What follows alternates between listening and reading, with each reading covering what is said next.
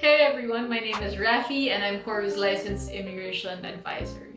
I've been in the immigration industry, specifically for New Zealand, since 2008.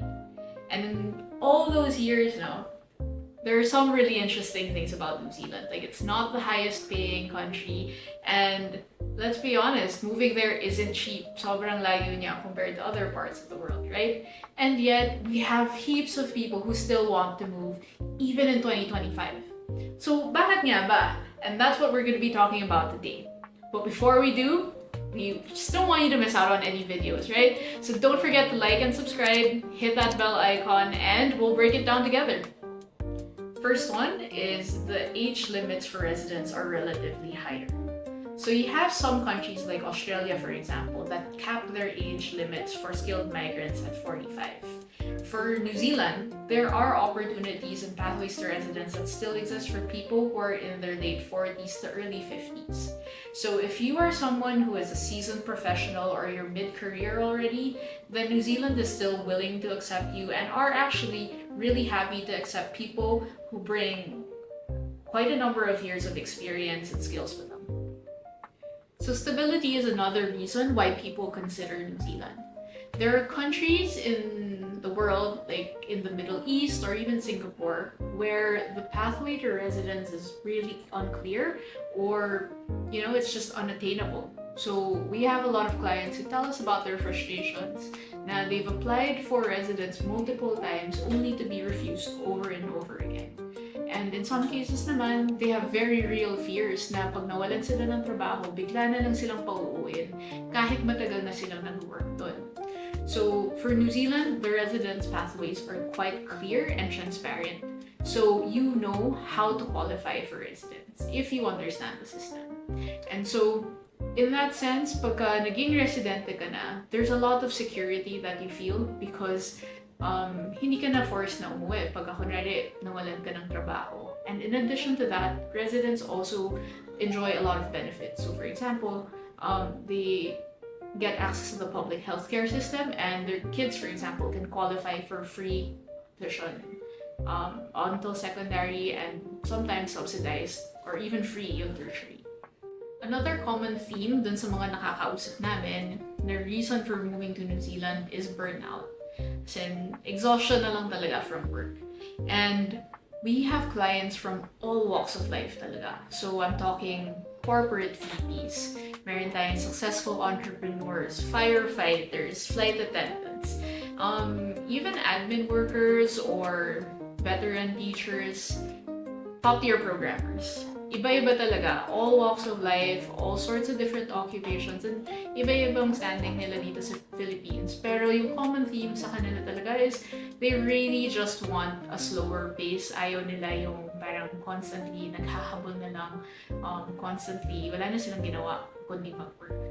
And that is something na talaga nagde-define ng New Zealand experience. Kasi unfortunately, kulelat lang talaga yung Philippines pagdating sa work-life balance. You guys might have seen that global survey before na we're second to the worst in the world. And in that same survey, number 1 si New Zealand. So you can imagine, sobrang laki talaga ng gap between yung work culture in the Philippines and what it's like in New Zealand. So imaginein mo, kunwari, you're working in New Zealand, hindi ka na pinapag-overtime lagi. Walang OTY, yung mga unpaid na work, wala yun.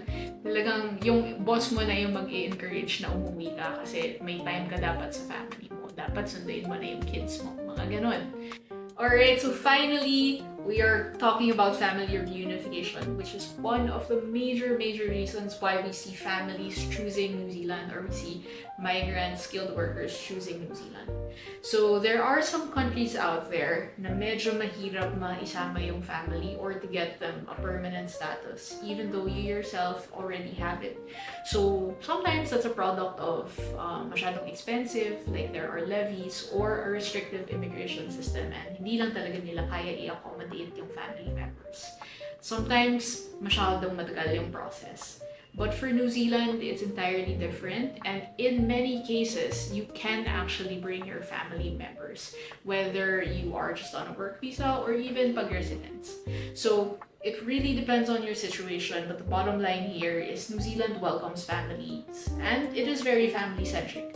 So, what we've noticed as well, na very important for our audience, I think, is New Zealand is quite a popular destination for those with kids na dependent pa but are still in their early 20s. So, baka mga nasa college level sila, pwede pa silang na-consider as part of yung family unit when migrating. So, super happy yung clients namin with that.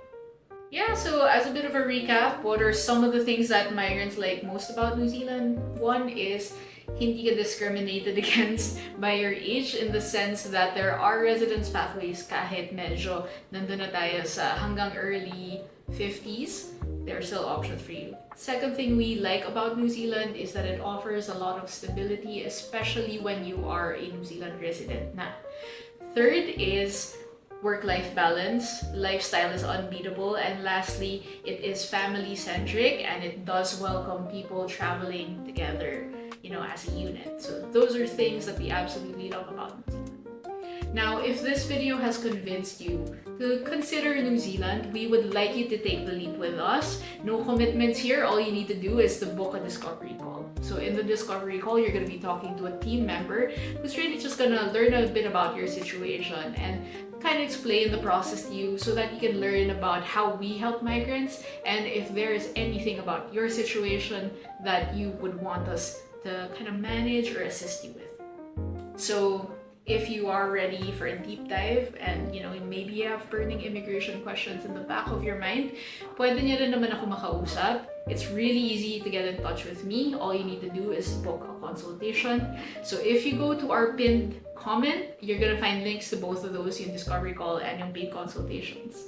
So we hope to hear from you soon. We hope na sobrang naging informative to for you and it really kind of helped you work through yung decision making if you are considering New Zealand or other countries for migration. Until the next time, my name is Rafi and we hope to see you here again. Bye!